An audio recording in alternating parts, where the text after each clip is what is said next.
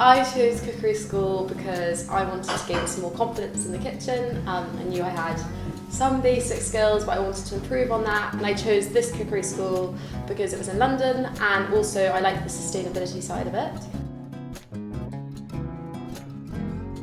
I learned a lot more about like different cuisines, Western cuisines, knife skill, how I cook for lots of people, and organize my time and how keep everything like on order, and more about sustainability, which is really great.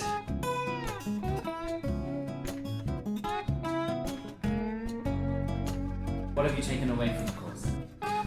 It's given me an incredible amount of technical knowledge that I didn't previously have, but also the ability to cook for more than 5 to 10 people, potentially 15 and 20 people, which I already have used once and plan to use again.